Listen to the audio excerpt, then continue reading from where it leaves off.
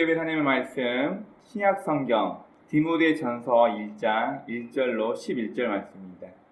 다 찾으신 줄 알고 저부터 한 절씩 교독하겠습니다. 1절입니다. 우리 구주 하나님과 우리의 소망이신 그리스도 예수의 명령을 따라 그리스도 예수의 사도된 바울은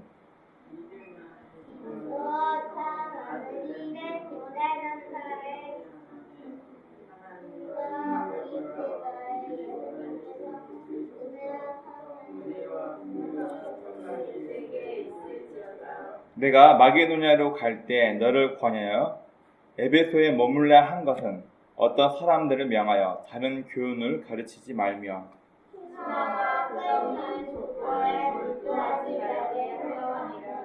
이런 것은 믿음 안에 있는 하나님의 교훈보다 도리어 결론을 내는 것이다. 이 교훈의 목적은 청결한 마음과 선한 양심과 거짓이 없는 믿음에서 나오는 사랑이거늘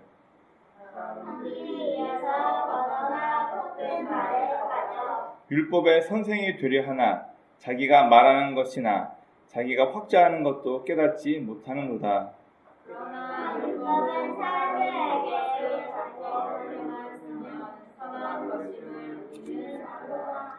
알 것은 이것이니 율법은 옳은 사람을 위하여 세운 것이 아니요 오직 불법한 자와 복종하지 아니하는 자와 경건하지 아니한 자와 죄인과 거룩하지 아니한 자와 망령된 자와 아버지를 죽이는 자와 어머니를 죽이는 자와 살인하는 자며 음행하는 자와 낭색하는 자와 인신매매를 하는 자와 거짓말하는 자와 거짓 맹세하는 자와 기타 바른 교훈을 거스르는 자를 위함이니. 다같이 이 교훈은 내게 맡기신 바 복되신 하나님의 영광의 복음을 따름이니라. 아멘. 기도하겠습니다. 하나님, 오늘 우리 이 하루도 우리에게 귀한 건강 허락하시고 주 앞에 나와 예배 드리게 하시면 감사합니다. 하나님, 세상 갈수록 많이 흔들리고 있고 우리 성도들의 믿음까지 내가 꼭 이렇게까지 예수를 믿고 신앙생활을 해야 하나? 우리는 늘 합리화하며 하나님 앞에 마땅히 살아야 할 성도다움을 자꾸만 스스로 내려놓으려고 합니다. 우리가 하나님의 백성답게 살지 못했던 어리석고 미련한 모습들 주님 용서하시고 우리가 십자가 사건을 통해서 어떤 은혜와 사랑을 받았는지를 늘 기억하며 이 땅을 살아갈 때 하나님의 백성답게 살아갈 수 있도록 주의 성령께서 우리를 붙들어 주시기 원합니다. 늘 어리석고 부족한 가운데 있지만 하나님 온전히 주의 뜻을 따르며 천국, 하늘의 통치가 우리의 삶 가운데 이루어질 수 있도록 주님 이끌어 주옵소서.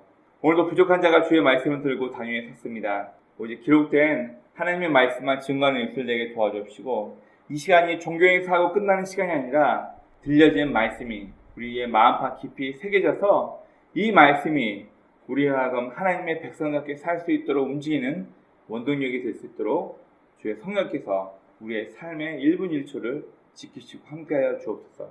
오늘도 예배 시작입니다. 마치는 모든 순간까지 우리 주의 성령께서 우리의 마음과 함께하시고 역사하실 것 믿사하며 우리 구주 예수님의 이름으로 감사하며 기도드립니다. 아멘. 오늘은 아들 디모데에게라는 제목을 가지고 이 디모데 전서를 같이 말씀을 좀 나누려고 합니다. 얼마 전 가족들과 캠핑을 다녀오면서 제 아들 녀석과 함께 여러 대화를 할 시간이 있었습니다. 그런데 마음이 부담스러운 거예요. 뭐가 부담스러웠냐면 아빠인 제가 살아오면서 이런 행동들 저런 행동들 좋지 않았던 부분들 내가 실수했고 또 내가 잘했던 부분들을 아직 인생을 다 살지 못한 내 아들에게 하고 싶은 얘기는 참 많은데 문제는 내가 하는 말을 저희가 다 받아들일 수 있을까? 나도 내 부모가 얘기할 때 그 나이 때는 다 이해하지 못했는데 지금 이런 얘기 저런 얘기를 하면 내 아들이 저걸 다 받아들일 수 있을까? 혹시 나도 라떼는 말이 하면서 나도 내 아들에게 꼰대 아버지가 되지 않을까 하면서 되게 마음이 조심스럽더라고요. 아마 자신의 사역을 위해서 열심히 달려온 사도 바울이 이제 옥에 갇혀서 옥중서신이라고 하죠. 옥에 갇혀서 자신이 곧 사형당하겠구나라는 것을 직감한 노 사도가 자신의 영적인 아들인 디모데에게 아마 사역을 위해서, 주와 복음을 위해서 이렇게 사역하면 좋단다, 이렇게 하는 사람들은 위험해라, 목회할 때 이렇게 해야만 한다, 아마 여러 가지 하고 싶은 이야기가 정말 많았을 거예요.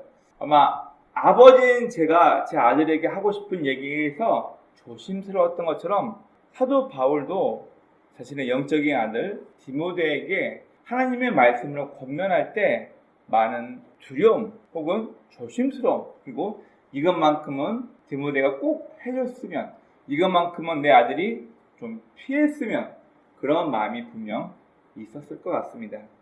디모데 전서 후서는 아까 말씀드렸다시피 옥중 서신 중에 하나입니다. 바울이 옥에 갇혀서 이제 사형 판결을 기다리고 있을 그 시기에 바울이 이 서신을 쓰게 됩니다. 어쩌면 유언과도 같은 말씀을 지금 자신의 영적인 아들 디모데에게 남기고 있는 것입니다.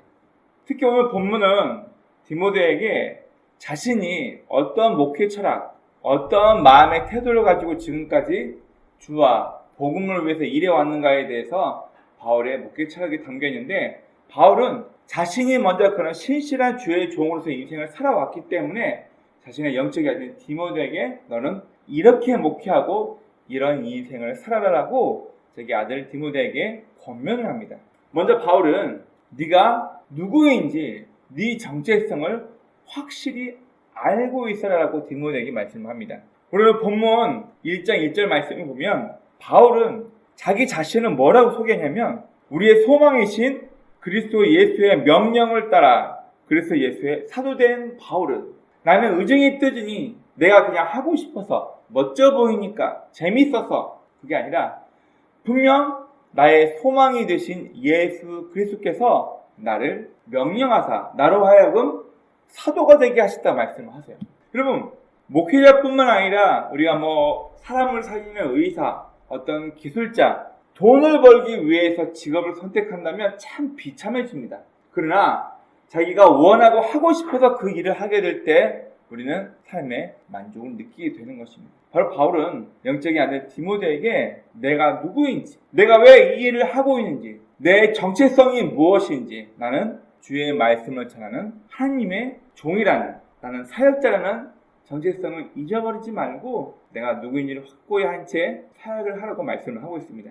특별히 디모데가 사역했던 지역은 에베소라는 지역입니다. 이 에베소라는 지역에 알다시피 수많은 철학과 그리스 로마 신화에 나오는 신들이 등장하고 인간이 끊임없이 신학적으로 사람과 사람 사이의 논쟁이 계속 있고 이랬던 지역이었기 때문에 순전한 마음으로 신앙생활을 하며 하나님을 찾는 것보다는 자신의 철학을 위해서 오로지 내 욕심과 지적인 만족을 위해서 신을 섬기고 있던 사람들이 많았기 때문에 이런 에베소 지역에서 올바르게 바르게 목회하기 위해서는 가장 첫 번째 내가 누구인지를 확실히 알아야 한다는 거예요. 내가 지식이 좀 더 많고 남들보다 좋은 언변을 구사하여서 존경받고 사람의 시기 선망의 대상이 되기 위해서가 아니라 순전한 마음으로 신앙생활하기 위해서는 내 정체성을, 내가 누구인지를 확실히 알아야만 한다라고 바울은 권면합니다.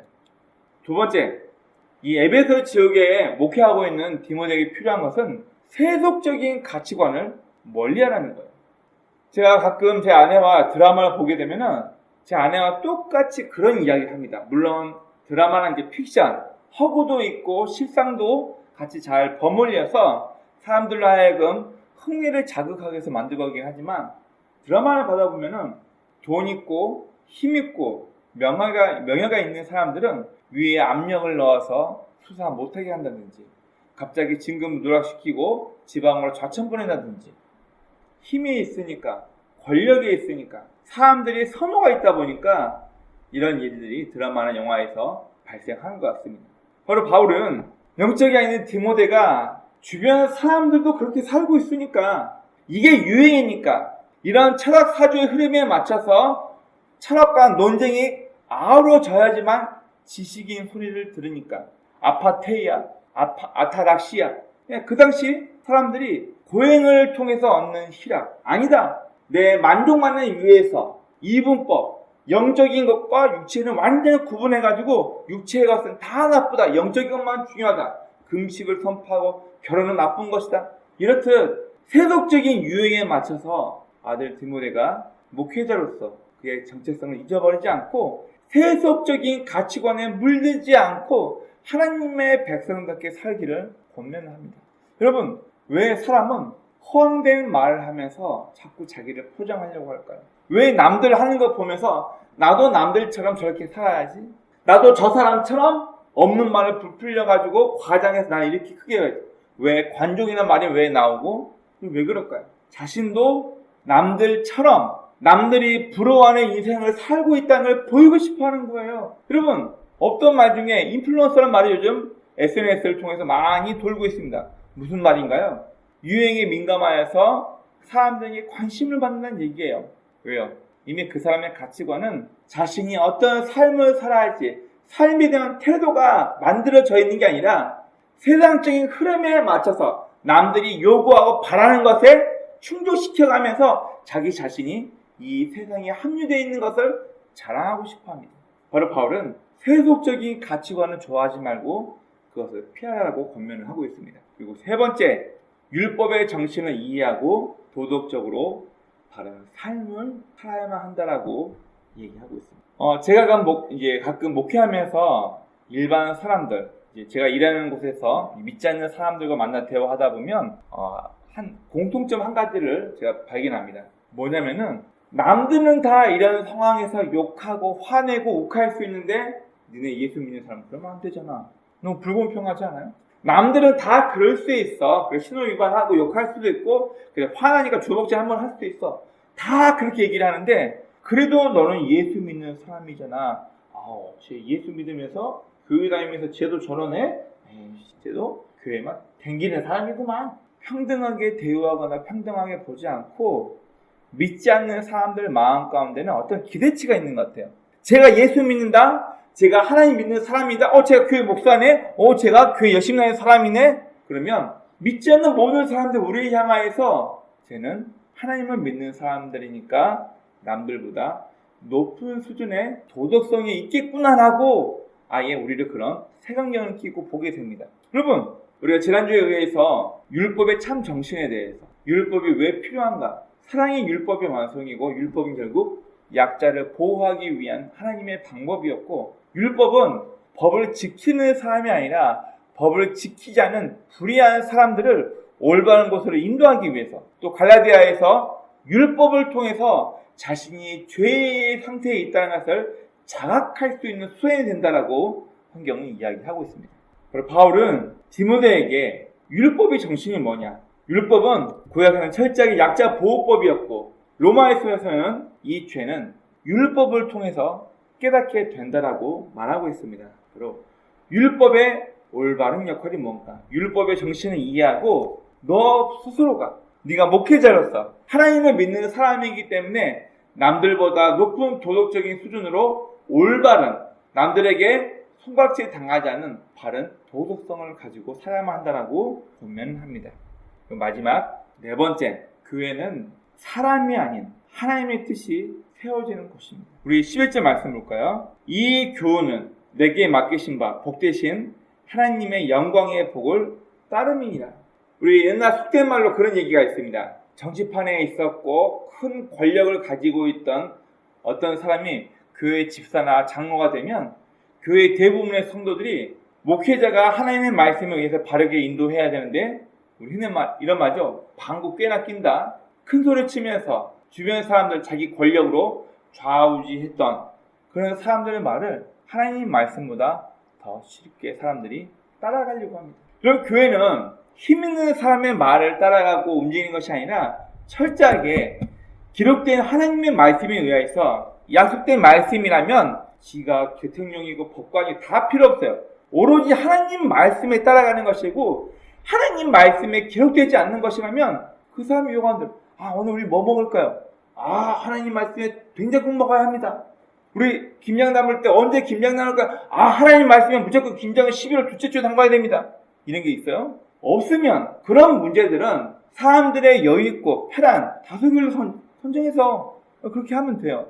그러나 이미 성경에 명확히 기록되어 있는 성도의 삶에 대해서, 성경에 기록된 문제라면 우리는 세속적인 사람들의 힘에 의해서, 사람들의 입김에 의해서 움직이는 것이 아니라 철저하게 하나님의 말씀에 의해서 교회는 선택하고 움직여야만 합니다. 누가 그래요? 기독교는 민주주의다. 여러분 절대 아닙니다. 기독교는 민주주의가 될 수도 없어요. 그리고 누가 그래요? 목사의 독재다. 그는 목회자의 잘못된 목회 철학 때문이고, 교회는 민주주의도 아니고 누구 한 명의 독재에 의해서 이끌어가는 것도 아니라 오직 성경에 기록된 하나님의 뜻과 방법이 무엇인지를 잘 참고하여서 올바르게 우리가 어떤 선택을 해야 할지 기준되는 성경을 기준으로 해서 우리가 움직이고 활동해야 하는 것입니다. 요즘 한참 핫한 이슈 중에 하나가 뭐냐면 동성애, 이성끼리가 아니라 남자끼리 여자끼리 결혼하여서 아이를 입양해서 키우는 문제에 대해서 아주 핫하죠. 내가 남자를 사랑하겠다는데, 여자가 여자를 사랑해서 결혼하겠다는데 니네가 뭔데 반대야? 문제가 참 심각합니다. 그렇다고 이 사람들을 교회에서 무조건 내치고 그럴 수만도 없고 이들을 변화시켜야겠죠. 그 기준이 뭔가요? 요즘 사람들이 그렇게 살아가고 있으니까 너 인정해. 너는 그런 태도로 살아가니? 너 존경해. 성경이 없었다라면은 우리는 그 사람의 삶에 대해서 물론 개인적인 호불호는 있겠지만 뭐라고 할 수 없어요. 그러나 성경에서는 순리대로 하나님의 창조 방법대로 남자가 여자를 만나라 결혼하여 사는 것이고, 이성을 좋아하는 것이 동성이 동성을 좋아해서 못된 행동을 하고 있다. 그걸 받아들여라. 그게 인권이다. 받아들여서는 안 되는 문제죠. 그래서 교회는 사람의 뜻이 아니라 철저하게 약속된 하나님의 뜻이 세워가는 공동체임을 기억하라고 바울은 디모데에게 권면을 하고 있습니다. 제가 제 아들에게 캠핑 때 얘기를 했었죠. 아빠가 오면서 이러이러한 말했던 것들, 저번에 이러이러 했던 것들, 아빠도 사람이다 보니까 실수했어. 아들 미안해. 제가 아들한테 사과를 했습니다.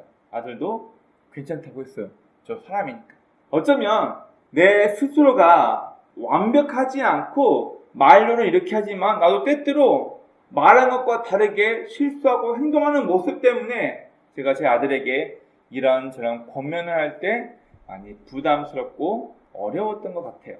여러분, 그렇다면 이처럼 바울 사도가 젊은 목회자, 자신의 영적인 아들인 디모데에게 자신있게 사역에 대해서 권면할 수 있었던 이유는 뭘까요?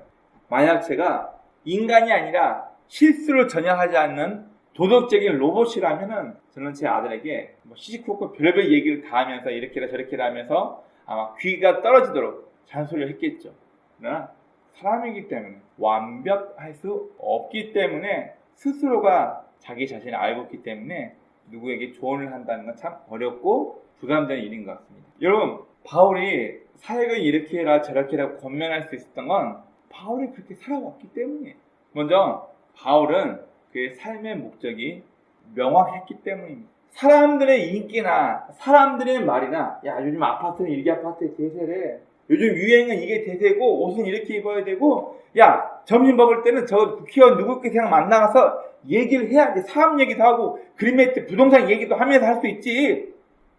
한 7, 8년 전에 국회의사당에 있는 국회의원들이 점심 한 끼로 쓰는 돈에 대해서 MBC 뉴스에서 한번 나온 적이 있습니다. 품위 유지비인데 점심 한 끼 식사를 위해서 가장 적게는 7만 5천 원부터 28만 원, 29만 원 한 끼 식사에 20만 원 돈을 쓴대요. 왜요? 그만큼 힘 있는 사람과 비싼 식사를 제공하고 같은 자리에 있으면서 듣고 정보를 듣고 힘 좀 써서 자기가 요구하는 그린벨트 땅이 풀리게, 이번에 어디에 재개발 들어간다. 그래?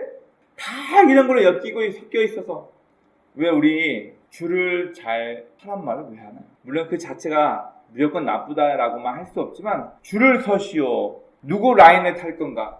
왜 그걸 사람들은 중요하게 여기죠? 그래야 내가 이등을 보니까 내가 누구의 사람이다. 내가 누구랑 친한데 라디오에서 재밌는 소리로 남자들의 허황된 자랑질에 대해서 어떻게 얘기하냐면은 남자들은 어디만 가면 나 아는 사람이 있어. 나 거기 아는 사람, 나 그거 잘하는 사람이 있어. 무슨 말이에요?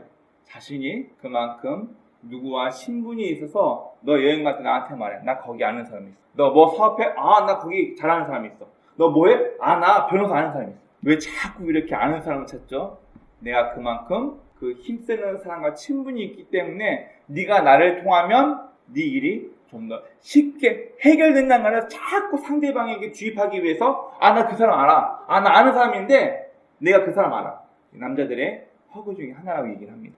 무슨 얘기인가요? 삶의 목적이 명확하지 않고 사람들의 인기를 얻으며 사람들의 관심을 얻으며 나 이만큼 능력 있는 사람이라는 것을 과시하고 싶어 합니다.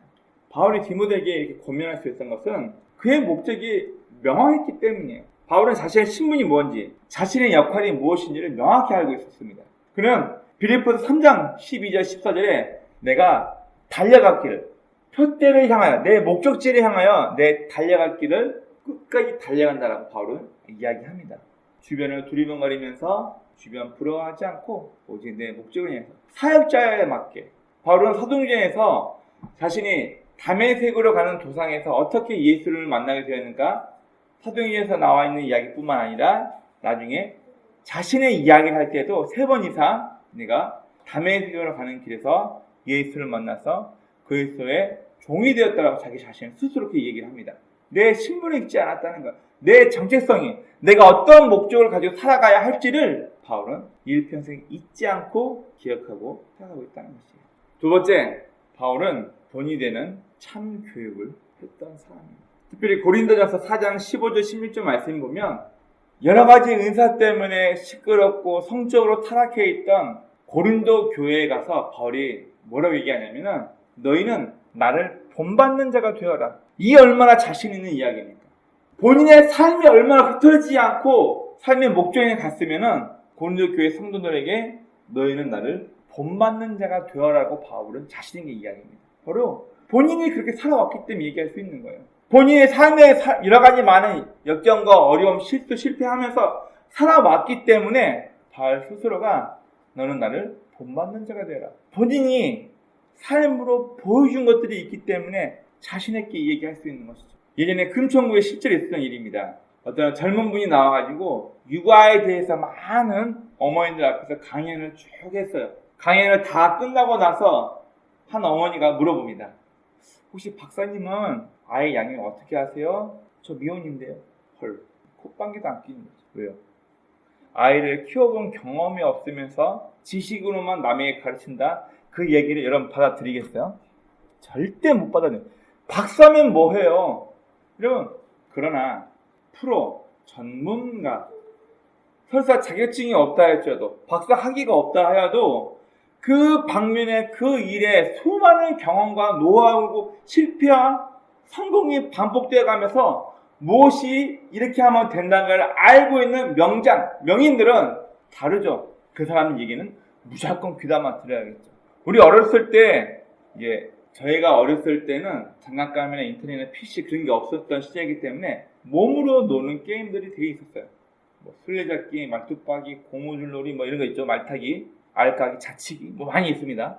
비석치기도 있고. 자, 그런데 이거 할 사람 요거 잡아라 해요, 애들이. 그럼 잡고 해가지고 이게 편을 나눕니다. 그럼 항상 마음에 긴장을 해요. 무슨 긴장을 하냐면 각 게임마다 프로 고수 같은 애들이 있어요. 얘하고 편 먹으면 그 게임은 무조건 이겨. 왜요? 이 친구는 그 게임은 무지하게 잘하는 친구거든요. 그러면 이 친구와 편 먹고 같은 편이 되기만 하면 그날 게임은 무조건 이기는 거예요. 왜? 너무 잘하거든. 고수거든.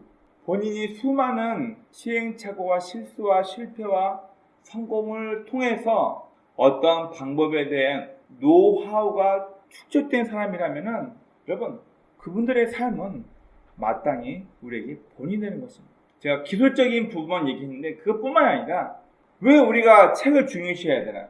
왜 우리가 나보다 나이 많은 사람의 말을 귀담아 들어야 하나요?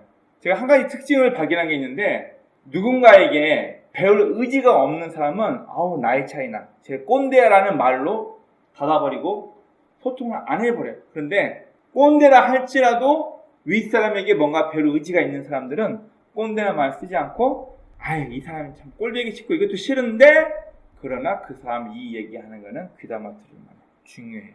그 사람은 뭔가 배우는 의지가 있는 사람이에요.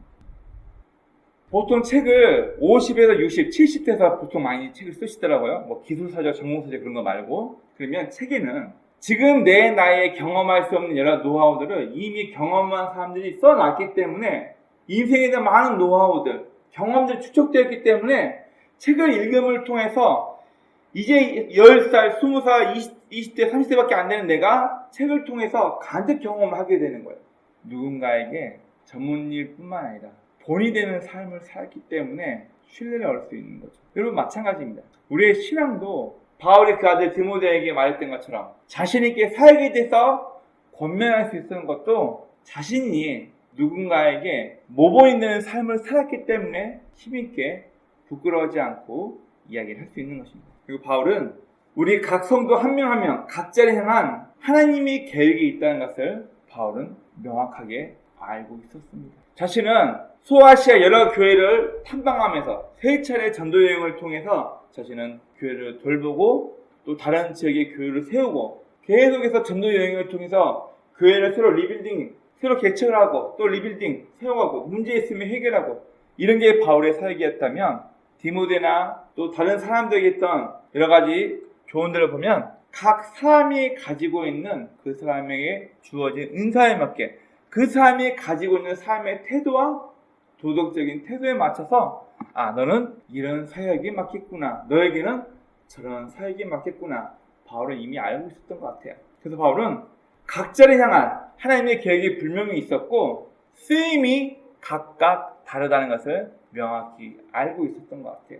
그래서 바울은 이 디모데후서 큰 집에 금그릇도 있고 은그릇도 있고 질그릇도 있지만 자기 자신을 깨끗이 하여서 주인의 쓰기에 합당한 그릇이 되어라고 권면을 합니다. 나는 금그릇 될 거야. 나는 은그릇 될 거야. 이게 아니라 각자의 삶에 맞춰서 하나님께서 그 사람의 삶의 목적에 맞게 쓰신다는 것을 바로 명확히 알고 있었습니다. 요즘 광고에서 가전제품을 음성으로 버튼 하나로 혹은 스마트폰 블루투스로 이어가지고 냉장고 온도 조절하고 차 타고 오면서 집 근처에 왔을 때 에어컨 자동으로 틀어서 온도 몇 도로 설정해 놓고 이런 기능들 얼마나 편한지 몰라요. 예전에 이거 유비쿼터스 이렇게 얘기 많이 했었습니다. 정말 최첨단을 향하여 달려가고 있는 그런 시대입니다. 인간이 살아가기에는 날로 편해지고 스마트폰 내 사고 싶으면 아무데나 바꿔가지고 막 쓰고 이런 기능 저런 기능 다 씁니다. 근데 인간이 살기에는 참으로 편하고 좋은 세상이 되어가고 있는데 인간성은 날로 피폐해지고 있는 것 같습니다. 여러분 그러면 코로나 이후 지금도 물론 코로나이지만 작년에 코로나가 심하여서 교회에 모이지도 못하고 인터넷으로 대면 예배를 못 드리고 화상으로만 예배 드렸던 시절 그리고 이제는 화상이 아니라 대면으로 모일 수 있게끔 정부에서 규제가 풀어서 어떤 교회에서는 다 모여서 교회에서 식사하기도 하고 어떤 교회 아직도 식사는 안 되고 모여서 예배만 드립니다. 많은 목회자분들이 이구동성하는 얘기가 있습니다. 코로나 이전과 이후로 완전히 갈린다. 성도의 마음 자세도 틀리고 교회 헌신도도 이제는 예배를 드리는 것이 아니라 예배를 본다라는 말이 성도들에게 적합하대요. 너 얘기해봐. 내가 동의할 수 있는 좋은 얘기를 많이 하나? 그래, 나 팔짱 끼고 내가 한번 볼게. 내가 한번 너 평가해 볼게. 얘기해봐. 설교해봐. 그래? 그래. 근데 그거는 맞는데 나 그건 난 동의 못해. 하나님 말씀에 자신이 부서지고 하나님 말씀에 자신이 위로를 받고 하나님 말씀의 책망을 통해서 나라는 한 사람이 만들어지고 성도답게 조금씩 성장해야 하는데 이제는 교회라는 장소가 설교하고 교육하고 봉사하고 서로 교제하는 이 모든 것들이 다 깨어지고 이제 교회가 그냥 누가 그런 얘기를 하더라고요. 교회는 주일날 열어진 성인 교육의 장이다. 또 나에 있으신 권사님이나 집사님들 사이에서는 내가 복을 받기 위한 작업장이다. 또 자신의 만족과 다양한 인간관계를 위한 사교의 장이다. 한 달 전쯤에 미국으로 유학 간 제 대학원 후배를 한번 만나서 이야기한 적이 있습니다. 이 친구가 목회를 그만뒀대요. 이유를 물어보니 미국 한인 교회에서 목회가 한국에서 목회보다 더 힘든 이유를 얘기하더라고요. 본인도 한국에서 대형교회에서 전도사를 오래 했고 또 대학원 넘어가가지고 안수받기 직전까지 계속 사역을 했었는데 사람들이 굉장히 이기적이래요. 미국에 있는 낯선 땅에서 자기 사업에 이익이 될 사람을 만나기 위해서 교회로 온대요. 신앙을 목적으로 교회 온 게 아니고 한인 사회에 들어와서 자기가 이 미국이나 낯선 땅에서 발 뻗고 이 사람 저 사람 힘든 사람을 얻어서 내 사업을 유리하게 하고 좀 더 빨리 취직하기 위해서 사람 만나기 위해서 인력센터가 교회래요. 그런 목적으로 가지고 교회를 오니 후배는 목회를 하고 하다가 사람들이 다 정신병자 같다라는 말을 하더라고요. 물론 그걸 이겨내지 못하냐는 각 개인의 문제이긴 하지만 그 정도로 어렵다는 거예요. 순수한 마음으로 신앙생활을 하는 것이 아니고 다 뭔가 이유와 목적을 달고 나와서 그거 달성하려고 교회에 나온다는 거예요. 여러분, 오늘 본문에서 나이든 노사도 바울은 자기 영적의 아들 디모데에게 말씀합니다. 요즘 시대가 어떻고 지금 상황이 이런데 거기에 상관없이 변하지 않는 진리인 하나님 말씀에만 집중해야만 한다라고 권면을 하고 있습니다. 여러분, 21세기 처음 들어와서 포스트 모더니즘이라는 얘기를 많이 합니다. 무슨 얘기예요? 절대적인 삶의 기준이 없고 네가 좋아하면 그게 진리야. 네가 이렇게 말하면 그게 진리야. 기준이 없다는 얘기예요. 포스트 모더니즘이. 여러분, 우리가 앞으로 살아갈 시대는 몇 번을 더 거듭해서 반복하고 또 반복하며 변하고 또 돌고 유행이 계속 바뀔 겁니다. 그럼 쉬운 예로 사람들 옷 입는 거 보세요. 그리고 대중음악들 한번 보세요. 계속해서 일정한 패턴으로 반복되면서 약간씩 조금씩 변할 뿐 거의 중요한 핵심 이 루트, 베이스는 기준을 하면서 음악이나 대중매체 그리고 우리가 입는 옷가지들 한번 쭉 보세요. 유행이 계속해서 변합니다. 우리 과거 70년대, 80년대 나팔바지가 굉장히 유행했어요. 자, 그러다가 90년대, 2000년대는 일자바지 혹은 다리에 쭉 달라붙는 스키니진이 유행하다가 올 초에 보십시오. 올 초부터 지금까지 보면 통이 큰 바지가 유행했습니다. 어떤 형태로 조금씩 변하긴 하지만 큰 베이스는 바뀌지 않고 계속해서 돌고 돕니다. 바울은 우리 성도가 시대적인 흐름에 맞춰서 세속적인 가치관에 맞춰서 목회를 하거나 살아가게 되면 우리도 세상적인 철학에 휩쓸려서 성도다움을 잃어버린다고 얘기하고 있습니다. 그래서 우리는 이렇게 저렇게 변하는 세상적인 것에 마음을 쏟지 않고 오직 진리이신 하나님 말씀에만 포커스를 두고 집중해야 할 것에 대해서 이야기를 하고 있습니다.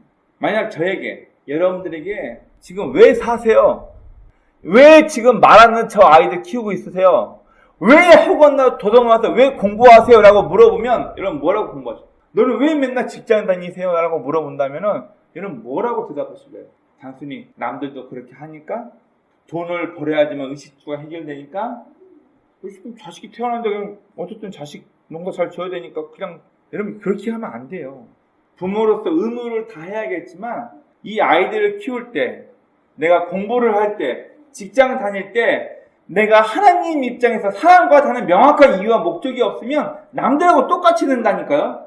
남들하고 똑같이 학원 나 공부해서 뭐 할래요? 학원 나 힘들게 애 키워서 뭐 할래요? 학원 나 발이 아파가면서 직장에서 일해가지고 뭐 할 건데요? 그 가운데 명확한 내 삶의 이유와 목적이 없다면 우리의 삶은 어쩌면 늘 반복되는 늘 전제 같은 인생 가운데서 남들과 비교하면서 남들처럼 나도 저 사람처럼 그렇게 하다가 우리 인생은 그나마 허비되고 말 것입니다. 저 여러분들 삶의 내용이 무엇인지 답을 할 수 없고 종교활동인지 하나님 앞에서 신앙인지 우리는 스스로 명확하게 답을 내릴 수 있어야만 합니다. 어쩌면 이 단어가 가장 어려운 것 같아요. 엄마다움이 뭘까요? 남성다움이 뭘까요? 교사다움이 뭘까요? 여러분 이 뭐뭐답다, 뭐뭐다움이라는 단어에는 함축적인 의미가 많이 들어있습니다. 특히 뭐뭐답다라는 것은 모두가 생각하는 이 시대의 사람들이 갖고 있는 정서가 공통적으로 집약되어 있는 게 뭐뭐다움이라는 단어예요. 실제로 이런 실험을 몇 년 전에 했습니다. 이게 덴마크인가 네덜란드인가에서 아마 했던 실험을 알고 있는데 8살에서 9살 되는 여자아이들을 그리고 남자아이들을 따로 모아놓고 실험합니다. 그리고 대조군 그리고 또 하나는 만 19세 이상의 성인 정도가 된 남자와 여자를 모집해놓고 똑같은 질문을 합니다. 그리고 행동해요. 카메라 찍고 8살 애들한테 이제 부탁하는 거예요. 자, 한번 뛰어볼래? 네, 뜁니다. 카메라 앞에서. 이번에는 너 남자답게 뛰어볼래? 너 여자답게 뛰어볼래? 각 사람의 반응이 어땠을까요? 사회적인 사람들의 관심과 집중과 너 그렇게 하면 안 돼, 이렇게 해야 돼, 여성스럽게 해야 돼, 어떤 교육을 받았냐에 따라서 달리기가 달라졌어요. 무슨 말인가요? 남자 다음에 대해서, 여자 다음에 대해서 별 고민도 없이 주변 부모나 주변 사람들에게 큰 기대치나 압박 없이 자란 아이들은 너 여자답게 한번 뛰어볼래? 남자답게 뛰어볼래? 했을 때 아이들의 태도는 변화 없이 그냥 달리기 하는 거야. 그런데 TV나 대중매체나 혹은 주변 친구나 선생님이나 부모에게 남자답게 여자답게라는 말을 듣고 자란 아이들, 19세 이상의 성인들에게 달리기를 제안했을 때 달리는 포즈 자체가 완전히 달라졌어요. 왜요? 뭐뭐 다음이라는 게 이미 심어졌기 때문이에요. 뭐뭐 다음이라는 게. 그럼 여러분에게 질문 한번 해볼게요. 교회 다음은 뭡니까? 저도 이 질문에 대해서 100% 이거라고 말을 못하겠어요. 왜냐면 저도 목회를 하면서 제 선배들처럼 목회를 하는 게 맞는 건지 아니면 제가 살고 있는 이 시대에 맞게 목회하는 게 맞는지 저도 100% 확실히 못해요. 근데 교회 다음, 목사 다음, 여러분 이 질문은 내 스스로가 답을 찾을 수 있어야 합니다. 남들에 의해서 만들어진 목사 말고요. 남들에 의해서 교회 성도면 무조건 새벽 예배 드리고 헌금 잘 드리고 교회 봉사 많이 해야지 무조건 이걸로만 만들어진 거 말고 교회 다음, 목사 다음, 성도 다음이란 말에 중요한 것은 성경에서 뭐라고 말하고 있는가?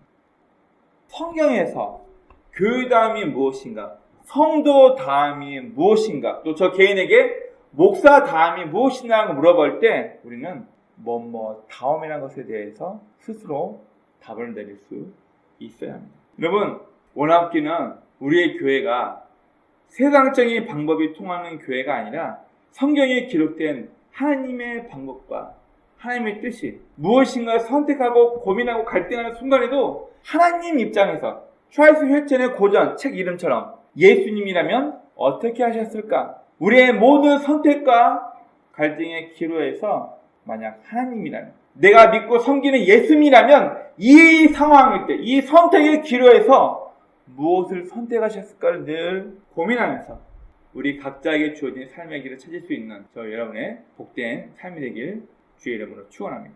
세상적인 방법이 아니라 하나님의 방법과 뜻만이 설 수 있는 교회가 되는 것, 그걸 우리 각자가 찾아가고 그렇게 만들어갈 수 있는 교회다운 교회가 될 수 있도록, 성도다운 성도가 될 수 있도록 저와 여러분의 삶의 태도가 그렇게 바뀌길 주의 이름으로 축원합니다.